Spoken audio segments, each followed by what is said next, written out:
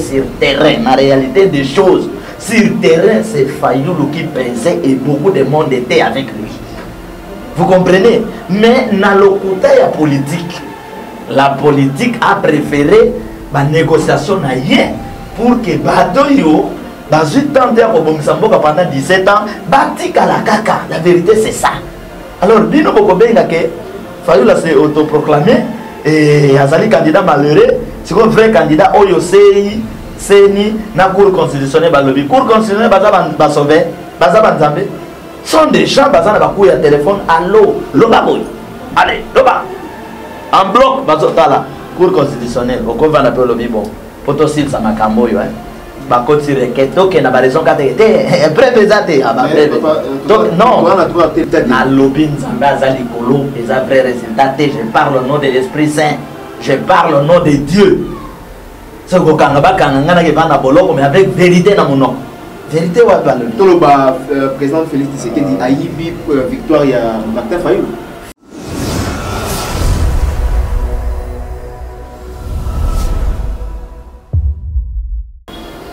Bokonzi ya bato ya politique. Bato ya politique mingi basabela nzambe te. Nzambe eza le côté ignorance, baza bato monde ya ténèbres. Alors qu'est-ce qu'ils font? Il faut sacrifier. Là, il parti politique, tout est sacrifié. Rossi, à INC, à Koufa. Na IDPS, combien de bateaux Bakoufi? Na Palou, combien de bateaux Bakoufi? Bango ba leader Kabatikala. Sont des sacrifices. Na peur de Bakoufa, pas sacrifice. C'est-à-dire que Bokonzi na Bango c'est un Makila. Il y a un moment où il faut créer problème.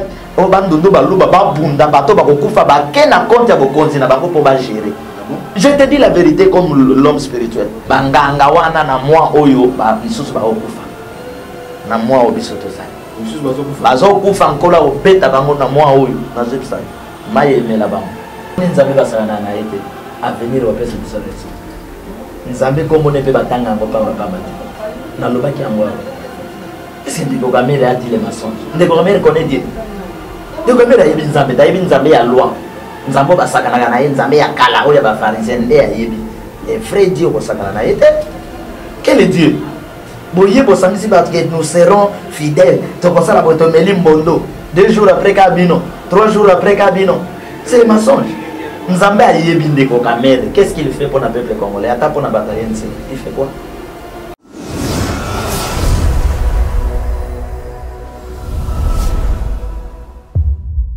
Félix Andimi béton. Andimi béton. On dit poteau, il y a béton, il y a immeuble. Et c'est de Félix à votre moulin. Ça pèse. Ndeti na l'homme de Dialobaki. Ndekonanga à côté na les boulots. Pesa moqué, yazali monnaie. Beaucoup yéné koto batu musuma koto ba. Joseph koto bien. Nyonso eza na kati ya agenda caché. Ya bato na senamo. Boloba kenga Joseph na congolais te hein. Bon, bino boza ba congolais bozu congolais, ye wana kastotala.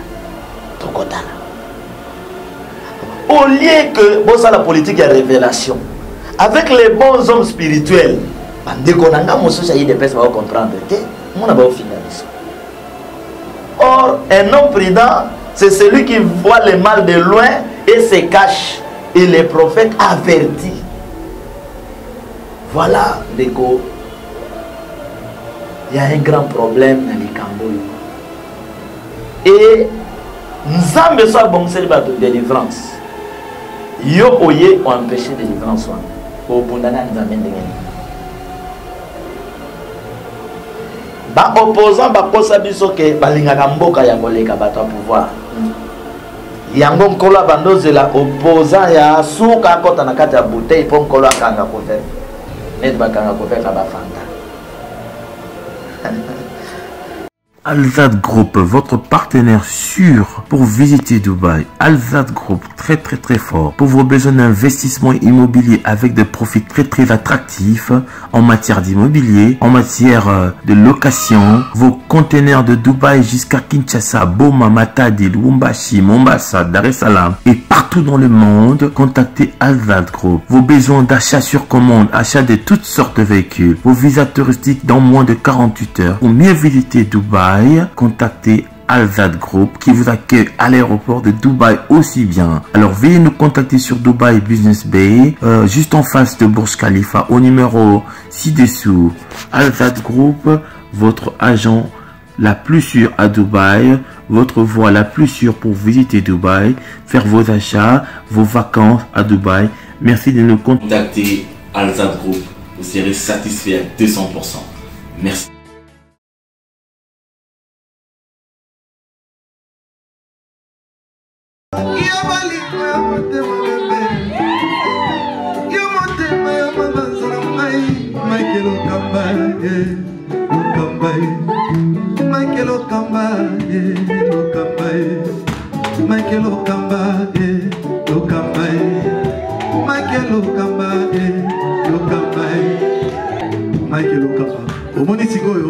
L'artiste, c'est l'improvisation. La honoré dans l'émission. Africa Elengi TV, votre chaîne, l'incontournable, la star des chaînes.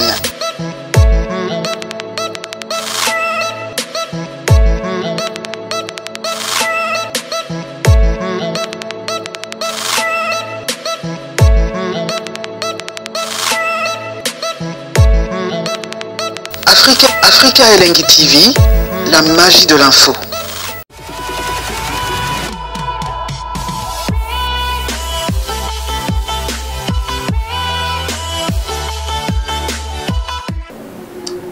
Voilà, fidèles internautes, vous qui nous suivez de partout, à travers les pays, à travers le monde, aimables fidèles internautes, restez branchés, connectés en même temps sur www.africa Elengi TV. Comme vous le savez, cette émission a été toujours conçue par vous, une émission qui vous ressemble. Aujourd'hui, mesdames et messieurs, comme d'habitude, nous aurons comme ça à recevoir au succès plateau d'Africa Elengi TV. Donc lui, c'est Papa Charles, et avec lui, nous allons quand même essayer de parler tout sauf rien. Dans Mambo Italie, il y a politique. Nous savons tous que Mambo Zoleka, il y a politique, bien que la Cour constitutionnelle a dû rendre, n'est-ce pas, arénaïe, donc définitive. Au Mboka Félix Tshisekedi, désormais président de la République démocratique du Congo, et tout ça la mise au point par rapport à ça.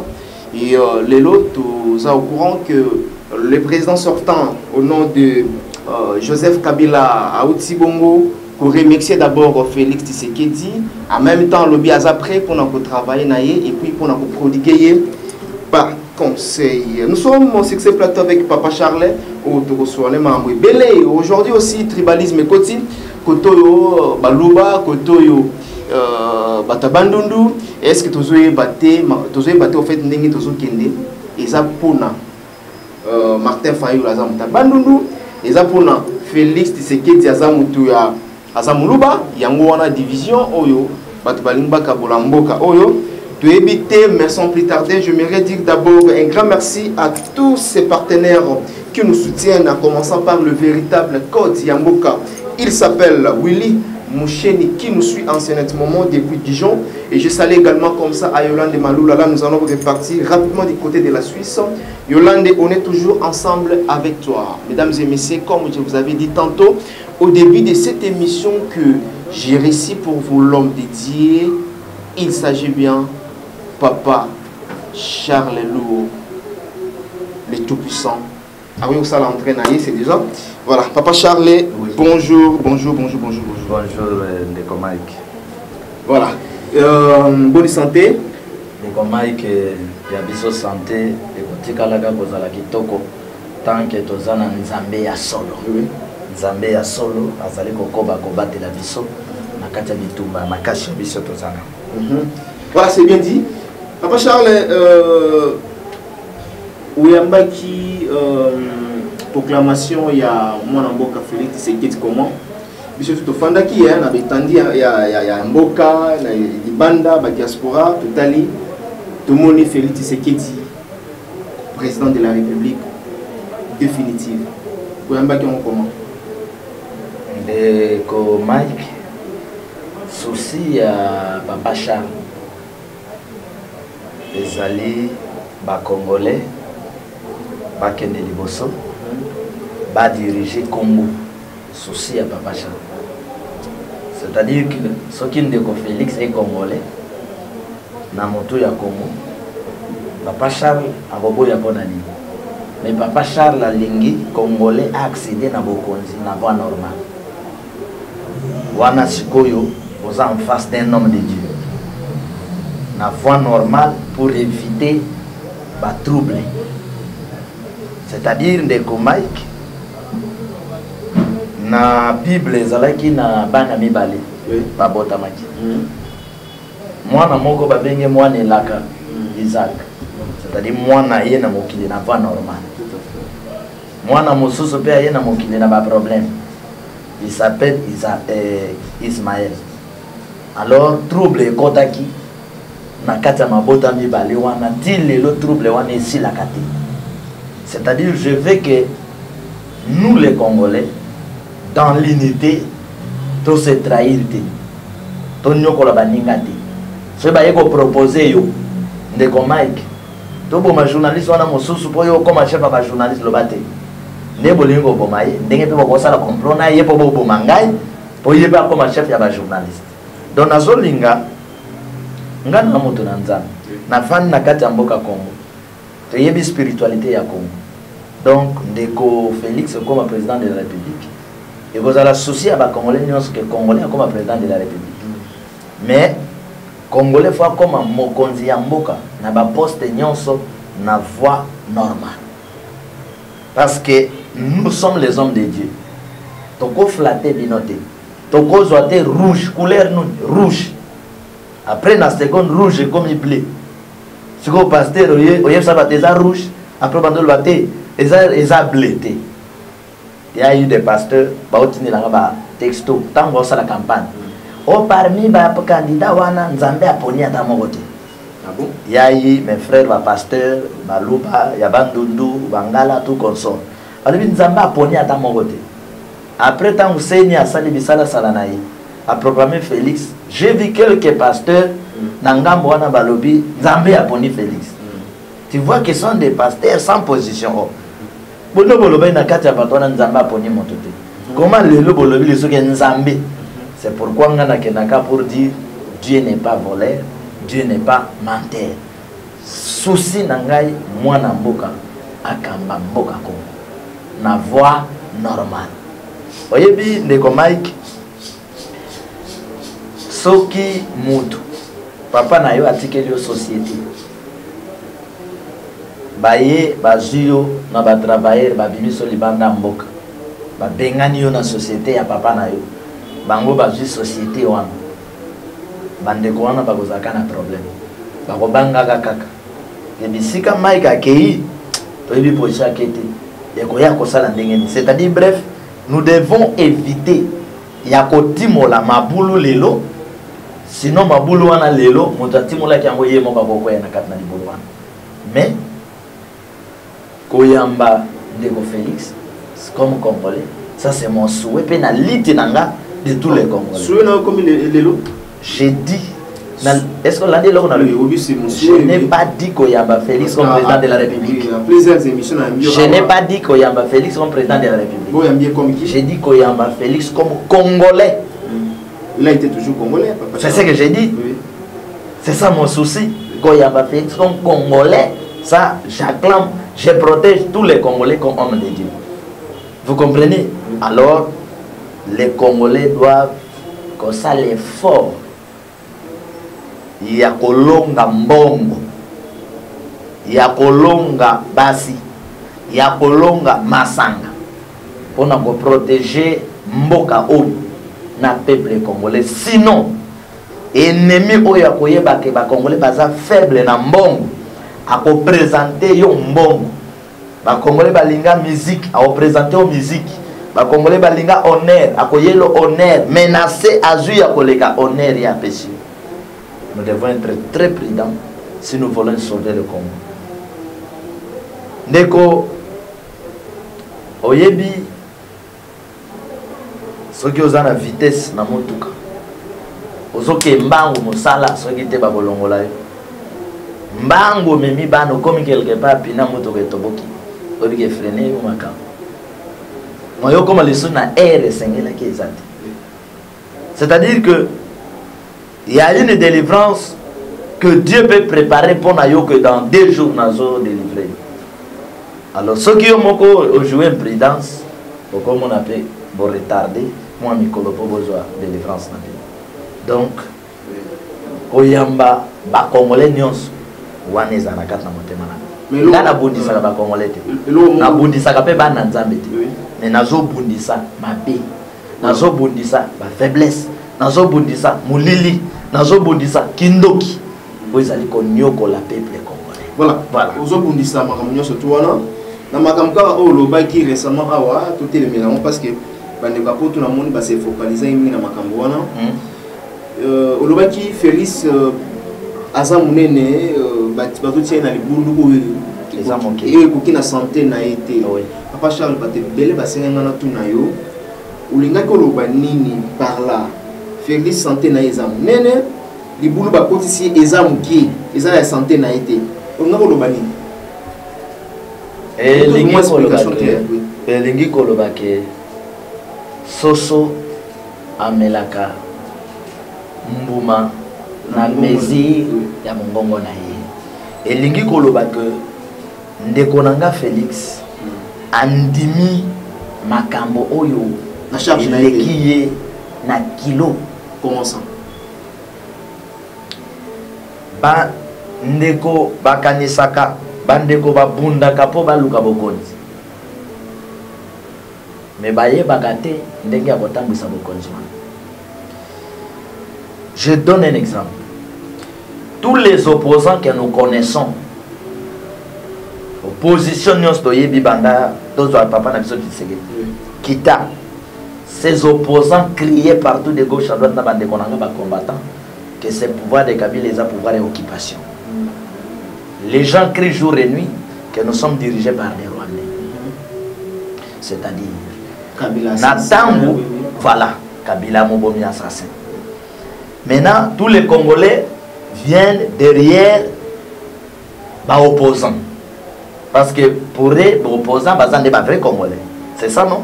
Papa, Etienne, tous ces opposants. Alors, Nathan Obolobi que pouvoir wana ba Rwanda, pouvoir wana ba occupation. Po bolonga pouvoir wana. Fo bo sala ndengeni, fo bo sala liboke ngamo moko. Liboke. Alors liboke yango esali ke tango ba kengambo moko na ba bemba na ba ndeko fayulu. Ezalaki seul moyen ya ko chama kari FCC. Na pouvoir bango ba benga occupation. Ba lalisa bango makari kari. Vous comprenez? Parce que wana ta voix moko balinga bazwate.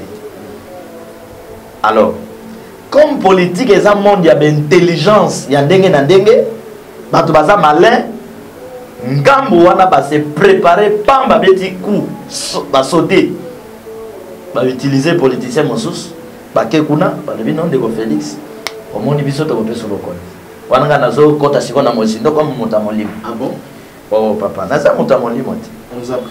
Na mboka o bozala mesengo ya kozala na mutu lo papa Charles ba homme de Dieu ba ya ba loba mais papa Charles exceptionnel na temps oyo lobi mwana mayo moni tala papa no abondi ya zubo konte mais yo to pesa bokonzi mais yo ndimaka boyi mwana mai longwa na ngambwa mwana mai alongwe basali cash. Mais pour le moment, les amis m'en base. Les amis m'en base. Papa, ils ont une stratégie, ils ont une base à batoter. Stratégie. Oh, comment on appelle base? On a dit beaucoup de choses, la base, on a se retrouvé. Et ils ont stratégie. Je te dis la vérité. Donc, tout le monde est allé à code. Base, ils ont secrétaire Moutabing. Dans 48 heures. Ils ont déjà planifié. Papa, biso toye ko tia politique na mesa. Ezali na se ya mesa, bon nzambe sengi biso to za politique to bamba ko la mesa pa mutu no sa mona ke o ezali wa, o ezali bindo. Ndeko Mike, lobby to après lobby. Ba ndeko nanga baluba.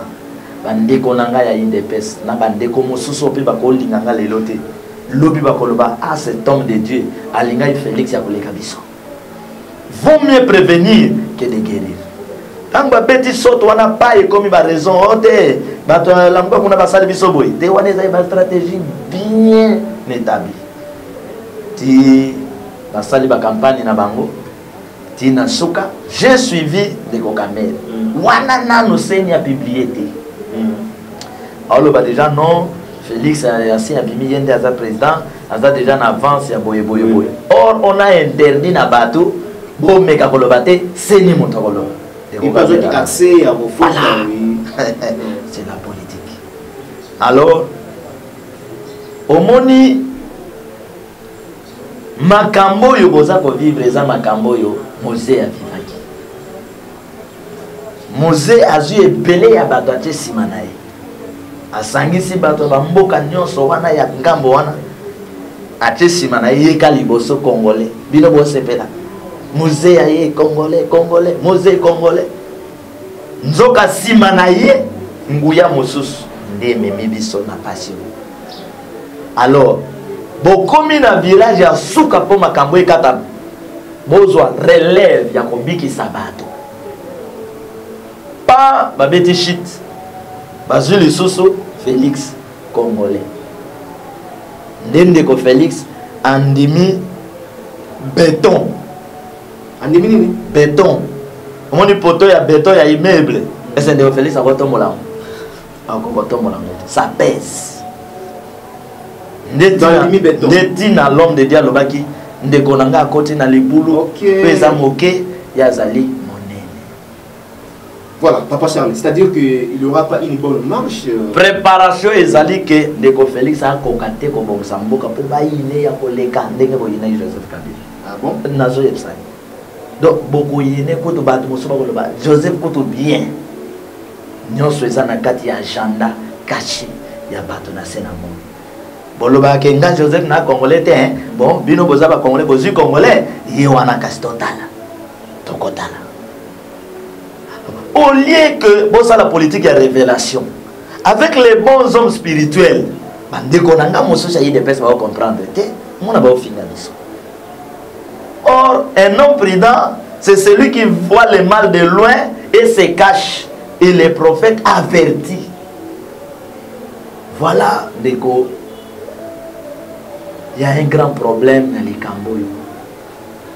Et nous avons besoin de délivrance. Yo oye ont empêché de délivrance. Au Bundana nous amène de ba opposant ba kosa biso ke balingaka mboka ya koleka bato a pouvoir yango nkolo bandozela opposant ya suka kota na kati ya bouteille po nkolo akanga couvert net bakanga couvert ba fanta. Papa Charles, là aujourd'hui bakeno donc Félix Tshisekedi a koti na libulu ya muke koleka santé na ye, c'est-à-dire ko kamarabote. Mais tout le monde en mboka Joseph Kabila ou à lobby qui est prêt il y a travailler na Félix en même temps qu'on a prodigué ba conseil n'engeza ba secret d'état aujourd'hui on a été qui débat le bacal Lisa moko et longola facilité président sortant a pour appuyer quand même bonne marche ya Félix Tshisekedi c'est mon danger moi sinayo nani azalaka na conscience et tout ça. Yo mukolo moi c'est toi moi sinayo. Je pense que moi sinayo. Et ce que moi ni mutazu moi sinayo. Akomo ya koluka approcher yo, il y a deux choses. Soit présence nous gêner à l'ongolayo, soit à dominer yo. Ça bandia na comprendre que ça. Yo na masisi za makasi. Bandia na personne. Ce que mutazu moi sinayo. Abimi na yi. Yo pe oyebike moi sinangai tonton abimi na yi. Tonton pa yebi kuna ke Mike ayebi ke na moi sinaye. Nani abozala mal à l'aise. Eza yo moto bazu moi si to oya zu moi si yo te ye. Akotambola kaza mal à l'aise. Ako bozoka ba makantebele ke ah Mike tango sozo luka sala ngabo. Ata yo za na idée mabeti. Soka bokutani motema ni pa et parce que parce que ayebi kaza na problème. Donc ce que omoni moto azwaki moi sinayo. Akomi ko approcher yo. il y a deux choses. Soit Azoluka éliminer yo, pratique à la cale, soit Azoluka dominer yo. Et le bébé a éliminé yo, soit à dominer. D'accord, le bakananga ndengwa. Aussi soit. Et le bébé, donc le message est bien lancé de Papa Charles. Nous sommes en train de cheminer donc petit à petit sur www.africa LNGTV. Au lieu de Konanga, il y a IDPS, il y a INC. Bande Konanga baluba, ou bande Konanga, ou Koko Kasongwa botana lunda, ou babim sabayaka na baluba. Au lieu bazwa temps ya kobanda ko sepela, ba o basambela ka bazwa temps ya kobanda o prier pour Ndeko Félix. Ba mama moko ba ye pa ya Yesu Kristo. Babandi kolela Yesu de kulusu de solivité bole la pona ngate bole la pona bino na bana na bino oli ya kosepela ndenge na yoka mama moko moloba lobi awa tokozwa bayaka na mosala 5-5 oli ya kosepela mama osambelaka chama bolongo na se kwa mama Priscille na Allemagne mwana moloba solo chama bolongo na se. Donc on a des coachings c'est à Londres, moi na moloba ya solo, congolais moi na moloba solo. Akocha mabolo mona c'est Nzambe. Charge ya oyo. Tala, omoni kiti wana. Yango enedrelzaki kasabubu. Mutu malamu na mboko president malamu na mboko lokola kasabubu tozwa inamite. Mais kiti wana la trahi. Kiti wana Mobutu a piqué 32 ans de trahiri. Musée a koti ba seconde de trahiri. Même Joseph Kabila les a trahir. C'est-à-dire, notre frère a accédé ici comme on Otoko beta maboko teke ngo oto gagner ndenge ba pasol ba ke alternance lokuta alternance. Voyez bien alternance. Alternance donc les politiciens ba comme ba bilisa ba moko pour distraire les gens. Alternance yangote. Yangote. Alternance ezo bandana organisation ya seni. Na tango oyo mende azuite par exemple azuite la députation au Longoli mo azuite au Longoli au Tchebato bazui ça c'est un exemple dans le vite que bazui guité ça c'est un exemple né au monde alternance président de la République Félix oyo babengi abimi mais ba député na il faut babime belé ya koleka ya Shadari parce que Shadari azuite d'office so qui azuite sanction na ba député na bazui sanction. Et comment le président Abima n'a voix ébélé, Azana va député Mouké. Par quelle magie? Le quota alternance est athée. Ils ont une négociation politique où ils allaient détruire Mboka pour l'aller ça les sont Mboka na biso. Ce qui doit être une vérité était biso batozawa. Donc tu peux contribuer biso basal nanzami na mbindo. O basal mososo basi ba contribuer. Il y a besoin de Félix. Ba comme monsieur président de la République, mais na kati ya les boulou ya Mouké de Kwaza Monene. Voilà. On a sauvé les Konabis. Voilà, merci Papa Charles. Est-ce qu'on peut dire aujourd'hui que Félix, président Félix Tshisekedi, a honoré quand même la lutte des combats de son père, Etienne Tshisekedi?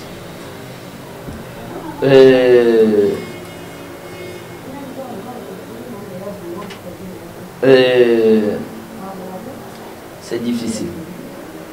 Je parle de vérité. C'est difficile. Déco, c'est difficile. Les pouvoirs oyo ndeko Félix animé à Salanabam. Les anamokolo balinga qui Etienne Tshisekedi.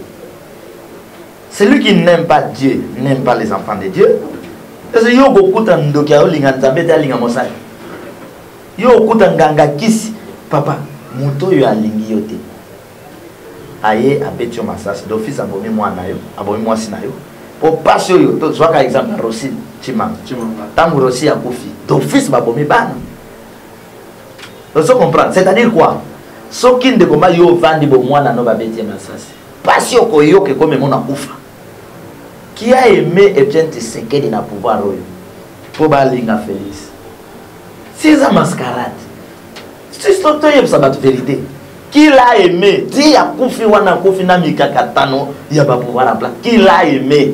2011, Tibala vivant à l'objet bah yibi victoire ya et Tibala vivant c'est bon le beau pasteur donc kakaïté bon kanga Tibala il est vivant alors bah yibi victoire ya nan il tient ce secret ah c'est quoi victoire on va yiba qui a bazongi ici par quel moyen si Tshisekedi avait remporté la victoire à remporter qu'il y a une voie normale parce que tout le monde était derrière lui mais nani ateka kamboka o kaka sei nani abomaka mboka sei seni na bato na ye bazasi donc ndeko bandeko bandimi eloko bandimaka te bakoti esika bakotaka te tozalaka te kaka na posa bokonzi mais tozala ya solo na posa ya solo na ke esika wana na ke pour changer les choses et pour changer les choses il faut aussi avoir entourage ya solo ndeko na biso oyo aide son secrétaire comme na Jean-Marc oyo agrondaki président ya parti nami zongao dans 48 heures c'est quoi comme président Jean-Marc Osaleni au président parti basali bon c'est quoi comme président ya mboka ekozala ndenge bandeko basambelaka ya solo bolingi Félix Tshisekedi bochaye na ba prière de connaître sa vérité bachaye na ba prière na ko baxelo ko mosusu au moni pine ya moto na pine ya motoka ezana ba dimension ce qui ozu pine ya 5 trous ozo ke tana motoka 4 trous de kota te ce qui ozu pe pine ya mandum ozo ko tsango na RAF 4 motoka no ekotenga c'est-à-dire que et sika ya meilleur bocha meilleur et sika ya mutazo mérité à mériter to comme na politique wana tu mérites kende tabetele o maboko mais to soit rouge comme à blé blé comme à rouge ça ngana botika la comme ça rouge blé je te dis la vérité et ça la faillou ce qui va proclamer qui faillou na landi ba vérité za yete za Félix na ko teleme la faillou na ba to bache wana lit toye nango pour changer les choses parce que les aventures ya tricherie a commencé na sei a continué na seni lelo abimi na seni Tibala vivant ale ba yiba victoire ya Tshisekedi Tibala vivant na seni yango imolo mais lelo Tibala o ya proclamer ba yibi na ibite position na yeza ndenge ni sikoyo na proclamation ngana le bite ke ba yibi.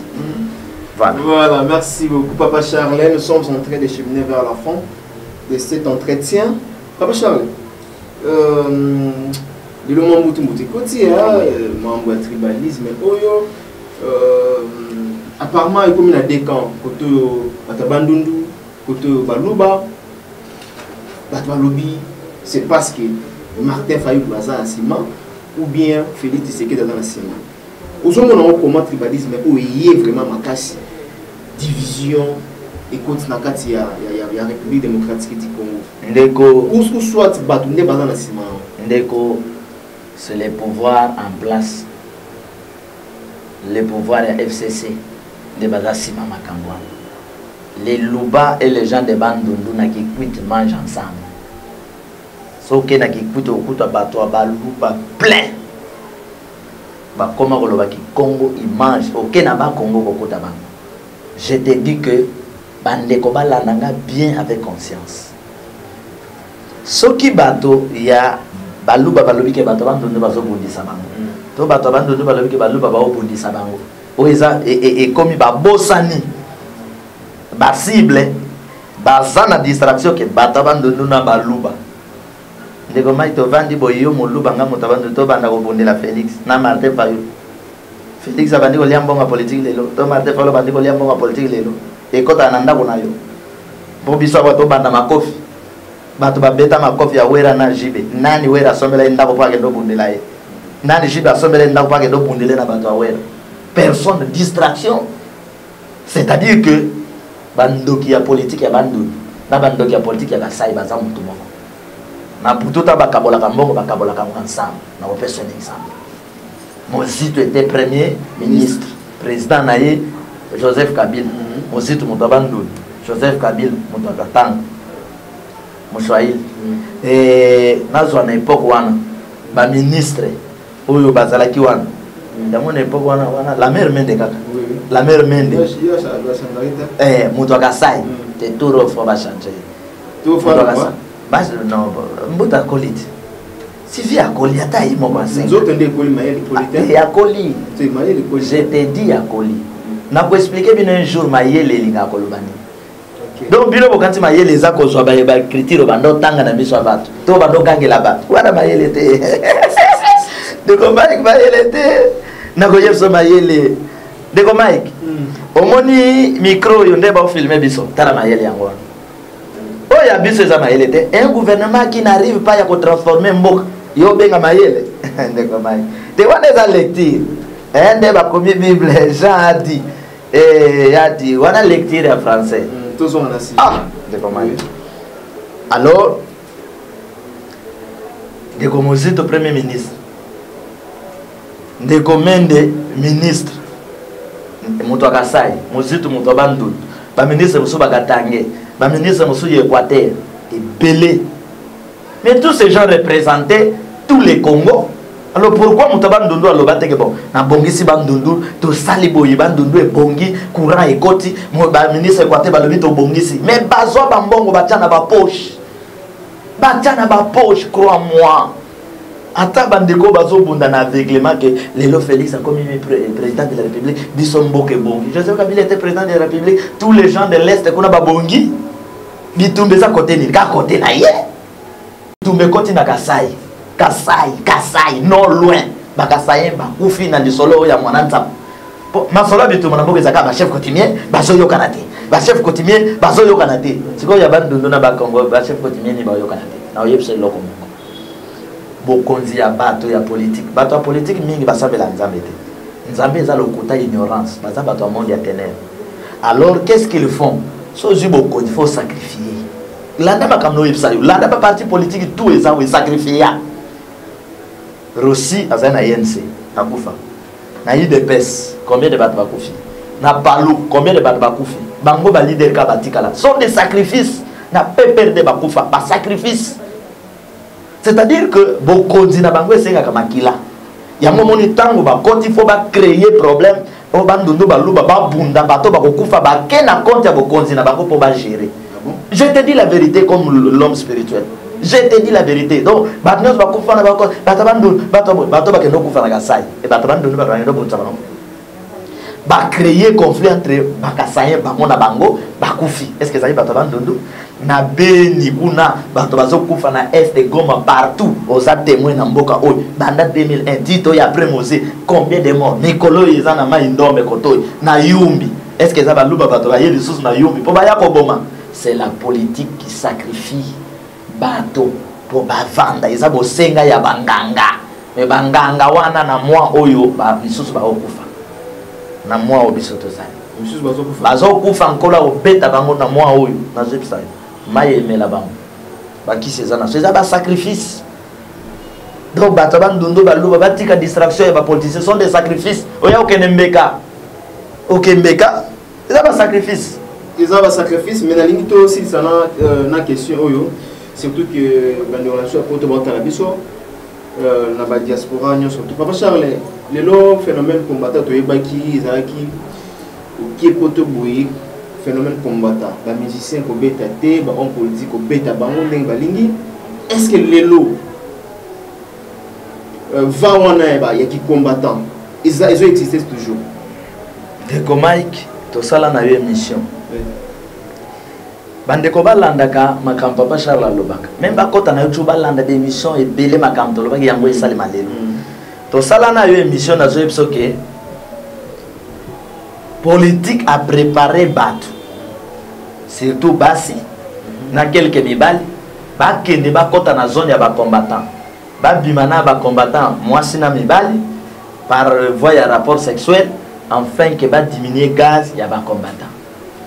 Ba ko utiliser bato pour ba séparer ba combattant. Ba utiliser basi wana. So que dans ba combattant sense ba ko benga yo ko yepse na mwasi moko ba bimana ye. Deka bimina ye mwasi wana kena libela. So que ba combattant ba olanda biso ba benga yo. Ba yepse makamona olo. Do mwasi wana ya ika ba lingani ko lingana ya 2 jours 2 jours babimi ko bima bimi moi sona kenda libela ese bolingo ezalaka bomu bolingo fo bokoba moi si wana kenda ayaki ko silsa bango kazi sima ya basi wana baye ko utiliser ba politicien yo ya pouvoir et opposition ba misu ba uti na pouvoir ba kenda ngambo opposition ba se diviser ba ke ba kaboli ba combattant et là ba combattant ba komi ya Bemba na ya Moïse ya Félix Tshisekedi ya donc tout ce monde là ba komi motamona ba combattant na les combattants bazo bunda lisusu cause ya dénominateur commun des Congo ba komi derrière leader alors qui combattant et silinguya les jours na kokita kuna na ngamu na bango d'état na benga bango na solo na bango na communiquer bango puissance pour ba reprendre l'activité mais na minute basi ba paralyser bango. Les combattants, vous êtes paralysés comme a dit Papa Charles.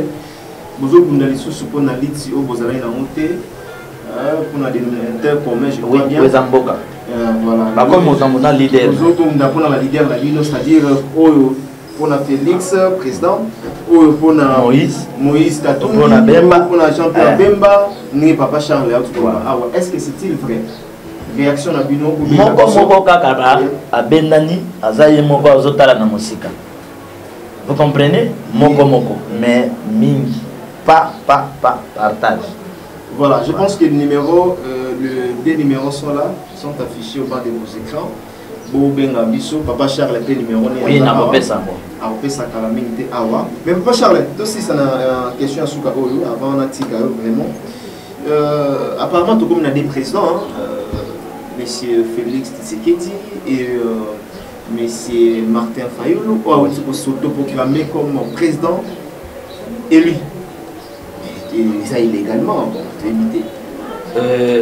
Pour permettre que je parle de la vérité. Le rouge n'est pas bleu, bleu n'est pas rouge.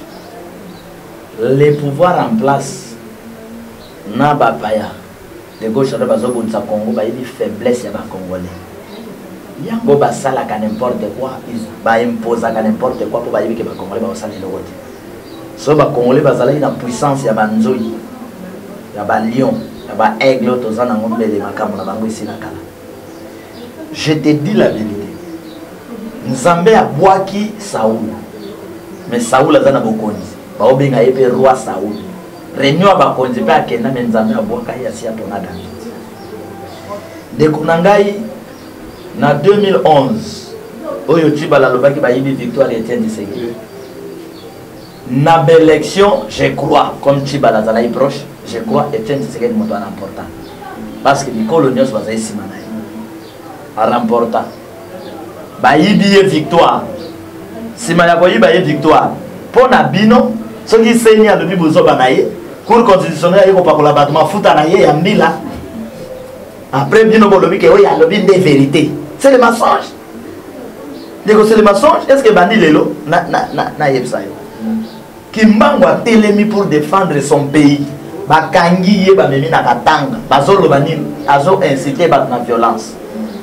Est-ce que c'est la vérité? Mais après sa mort, Mikolo Basali Nkamba, Batoleta nous a comme Zélan Nkamba, Namindele, Kimbango était vrai.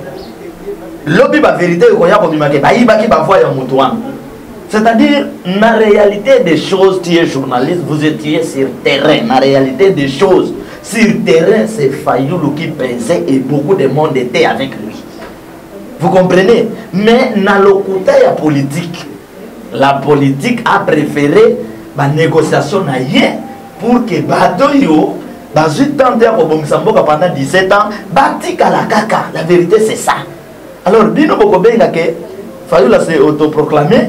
Et Azali candidat malheureux, c'est un vrai candidat Oyo Sei, Seni, na cour constitutionnelle balobi. Cour constitutionnelle baza sauver, baza banzambe.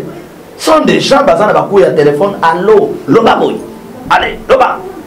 En bloc bazotala, cour constitutionnelle, au convent appelle lobi bon. Potosil sa makambo yo hein. Bakoti requête donc na ba raison kate té présenté à ba donc non. On a droit à télémélaté parce que il y a hôtel Mélanie. Ma bé batele melaka droit nini hôtel yo so hôtel melatenga na musalanza ma bé batele melaka ngo. Il y a un homme de Dieu qui s'appelle Michel ayebisaki akab to hôtel melate pona koyina to hôtel melaka ngo batika mbindo pomboke bonga biso nyonto se retrouver c'est ça notre problème soit le que soit lelo oza chiche oyo katolika mabato mi bale mutaza na raison parce que aza mobola opese raison na muta pese mbongo mutu a corrompre yo mbala moko abafoué yo alobi na mboka na justice ezate esika ni baloba justice ezate ta mutu ya corrompre yo zoka ndenge tozabo mutu ya corrompre nga na mbongo ebele nga na ndimi yango no koloba lisusu te yo zalaka ngambo na biso FCC mbongo yango ndako yango deke na zwi yango esili bakoti doute na bonzambe na nga. C'est comme ça les choses. Donc la vérité est sur terrain. Et ça yango wa. La cour constitutionnelle et la CENI va pas vrai résultat. Na lobby nzambe azali kolo et ça vrai résultat. Je parle au nom de l'Esprit Saint. Je parle au nom de Dieu. Ce que quand ba kanga na ke bana boloko mais avec vérité na monoko. Vérité wa ba lobby. Tout le président Félix Tshisekedi ayibi victoire ya Martin Fayulu. Félix ayibité. Il y a un demi. Il y a limité. C'est-à-dire, ma camisa kotoy. Moi, je viens te proposer. Déjà, un match tout basi babeta qui je te propose. Que mon cher na minito yo soki on dimi kala ndako ikomi ayo. Je viens te proposer. Il y a limité. Il y a proposer ye. Donc il y a ça aza lokola na droit babenga ngoni ni. Moto a participé na mbeba. Ils ont comme moko na droit babenga. Hein? Donc c'est lui qui contribue na kati ya likambo. Omoni ko konza mboka oyo hein.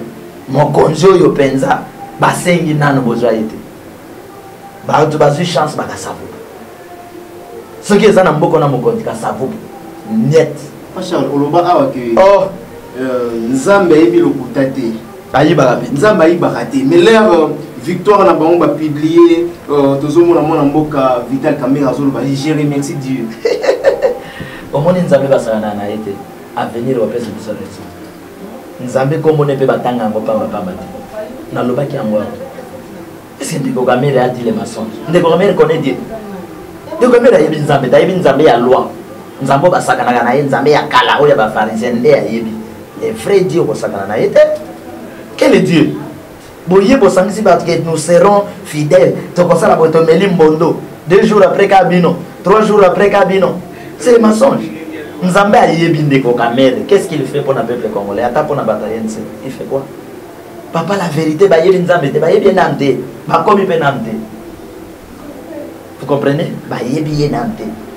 Ba politicien biso ba yebi nzambe te, ba komi nano pe nani ba ko yebi te ba banga ye. Bazana na kisi, bazana na misala ya mabe. Parce que mutu yebi nzambe, mokonja yebi nzambe. Mboka na etikala bo. Tala to bando benga kala ke misala ya mabe. Bandoki banganga omoni banganga kala bazali salite ba poubelle eza misala kinto voilà merci papa nani akofana na ba poubelle donc kanga ta gouverneur moko général moto to tongele ndako yo vanda kota poubelle akolingango ma sepeli zo peuple congolais envoûtement voilà envoûtement merci papa Charles c'est par ici que nous sommes arrivés à la fin mot de la fin na yo message vous lancer na ndeko tubota la so mingi pe na Brazza ba to benga oui dernièrement et puis na Angola na Afrique du Sud monde ba Samuel Tabiala to zo ya kala mingi te wana donc ba ndeko belé vraiment au batala ki biso message à lancer en même temps ba coordonner non Brazza baza la président les ana ben filtre ba côté la bango les ana makamo ko le kana Brazza mais ko les oya baza la très président et les makambo ekota na mboka Brazzaville ndeko Congo échoué tant que Nzambe azali.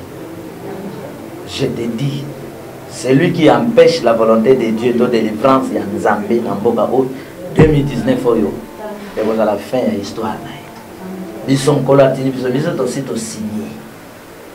Donc nous parlerons de la part de Dieu pour sauver oyo akobika yango liwa etali bisote ufa oyebi malamu mutamugila kanga ya bomayo kenzambe ya bomayo vale lokonga na koloba yango wana peuple congolais batambola na conscience soki peuple oyo bayokela ke bisu non aux élections oui na voie ya bon combat ndele makambo ici là mais bayebi faiblesse ba congolais bango atatu imposer bango masuba et sopela bango bakondima to imposer bango soi bakondima bayebi que peuple congolais attend 2 jours les bako sala eloko te. Vous comprenez? Bayebi peuple congolais mobangi na mandoki mobangi na boy ba yebi ke pe congolais ata to sali nyo na sali loko ya mo ba bongo te parce que yo bimaraté là mandu ke betaka uzana bimaraté nani abimaraté ba bongo te papa bo ba organiser lo mo makasi na yebso ngamo na ok bino botika ah bon ba organiser ga lo mais meeting kala o ba to pekisa wi ko empêcher Martin Fayulu ni hotel oh ouais ya lobia nazali na kati ya chaudière nazali ba prière Nicolo nazali na kati ya chaudière ngana okende omoni ngana boyaki ba marche diabolique bokena ba na marche leader coin azo avion coin akimi peuple na ye batika lokufa félicitations bato ya vraiment bato ya Lamuka na parcours ya campagne au batamboli penza na ba risque nyonso na peuple na bango. Ça nous devons encourager. Alors ngana kena ba marche na bando boya ba marche wana combien de gens ils dépensent pour faire la ba marche vieux mon ba kufa mais nkola yeko zoye combien de batapalu ba kufa mutana biso grand le koko na ngaki zenga tile lo vivant bato na ba kufa na banda kuna bango ba gani ate lokote ba marche diabolique satanique ne na boyaki ngamo na okoma ko organiser ba marche ya solo d'auto prier to ngamo ko liboso bino tuna sima so ba sambo accompagner boza na sima liboso ngamo ko entre ngana bino distance à 7 mètres ba meka ba kokate baza basango oh l'homme de vengeance donc ce que nous organiser marche ngamo ko liboso na bino distance à 7 mètres ba to imangis ba obeta ba biloko na bango na Congo alongi tum ngamo ko liboso c'est ko char de combat yo linga ko beta biso ya ko beta biso isini ce qui yo beti biso yo tikalite mais ce qui yo beti biso te to sanza yo et voilà to organiser ba marche ya solo c'est la marche toi en 2019 fois ba Teresa wana bino tout ba journaliste moto kotina be ne ba lo ba biso biso na katwa binani ko filmer c'est ma caméra le bana nani ko filmer donc yo qui m'a note d'avance voilà exemple ça na biso non to ba organiser ça bande ko va soutenir biso na biso ça voilà papa Charles numéro na yo papa Charles na 00243 89 83 77 536 89 83 77 536 ou landa chaîne ya papa Charles ezali Vengeance TV so beti Vengeance TV okuti ba message ya Vengeance oizolongola ba congolais na état ya kala ba kotsa bango na état ya bana Vengeance to Lamuka mbokebika.3 na yebse loko moko na makamne sezo leka oyo soki bandeko ya Lamuka babemba ba Mozito ba Moïse en tout cas basali eloko te alors là to conclure bazala ba complice message na kolo ba siko yo lingi basala nini soulèvement populaire non résistance populaire ou non bazaba leader ba yebi bazaba leader na batomboka papa non na lebi bazaba leader faut balakisa ya solo ke lokola balobi bayebi bango victoire balakisa ke bayebi bango victoire basa son habilité c'est déjà pas kati non c'est ce que j'ai dit ceux qui basali le côté ils étaient des complices peuple bayebi que non ba Moïse ba Mozito ba Freddy ceux qui ba tiki makambo ka Mungu net Mungu isili na nzungu loba bazali complice mais nazo epso ke mikoleko ya moi ba guerre ko bimatro de gauche à droite ti force mo ko tele mais neutraliser ba guerre kanga yango déjà pour komona to ba guerre ko bima de gauche à droite mais ba guerre on est tous contre un tous contre un et le bébé papa Charles au bandila numéro parce que ba te belé ba benga ngata papa Charles après si boy ba tout cas vous benga le comment il faut d'abord na pas mon ayo merci beaucoup ozo ba mama wenge musique maison mère bando lukayo saloma be na bonde la pona na bomba na maboko esprit saint tout cette puissance ba mona ngate voilà ba mona yote ba mona pe yote voilà donc tozana na bandeko ba niko sambela pona bango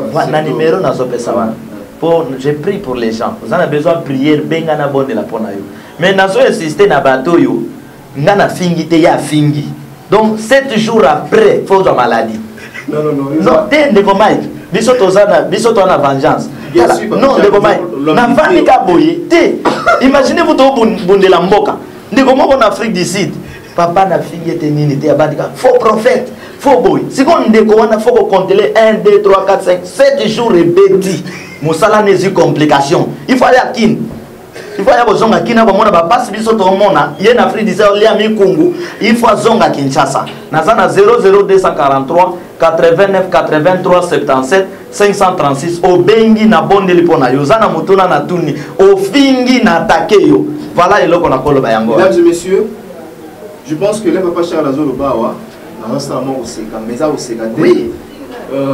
Naebi, force, il y a papa Charles A. Parce que récemment, dans Mbakibino, on a invité Moro, il y a FCC. Voilà.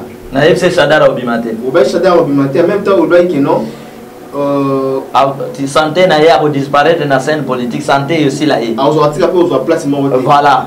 De là, à Benga, à Senga numéro nayo pour à Senga pardon. À Benga qui vraiment. Ça c'est voilà un homme. Voilà. Hein, Azan de Konanga Gassai. C'était encouragé. À Benga le papa Charles vraiment je te supplie que ça la ngama bête. N'a pardonné. C'est quoi bande papa, il y a risque de courir. Na mboka oyo ba yebi ba vérité ya mboka. Mais ceux qui sont fanatiques d'un homme politique, na sali le côté au bengi kaka. Moko azala côté na Londres, na yete sangone comme avant to lo belango. Mais mon souhait est que batabongo limbisa kaka, ils ont l'homme de Dieu. Na za l'homme de Dieu de vengeance. Au moment to limbisi trop bata politique ba nyoko libino à cause ya limbisa. Ba bomi ba 2011 bo limbisi, ba bomi na 2012 bo limbisi. Ba ko faire l'autre ba lui bon lokol. Au moni ceux qui basent par exemple, il y a des gens pasteur toute autorité vient de Dieu. Quand tu vas continuer ma cambouane. Mais si une moto est quittée, ça y est là, non, il y a un Dieu, tout ça la macam justement. On a un message à vengeance, on a un message à molo. Et ça n'a pas point à limbis. Ça n'a pas point à limbis. Tout est bien, qui finit bien. C'est par ici que nous bouclons cette émission avec Papa Charles Louo. Tout est bien, qui finit bien, donc les propos tenus, sondage que lui. Quant à moi, je me retrouve déjà demain ou après-demain pour un nouveau numéro. Merci à la réalisation derrière la caméra. Lui, c'est Peggy Bokele Kelino. On se retrouve prochainement. Bye bye.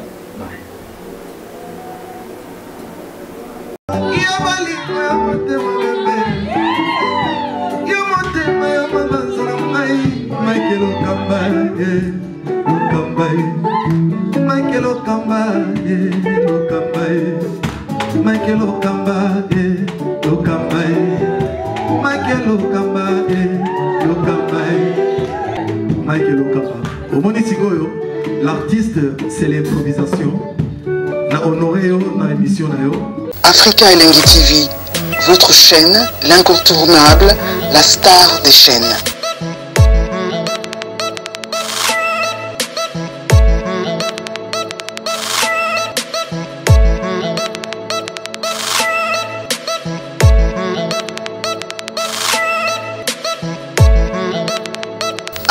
Africa Elengi TV, la magie de l'info.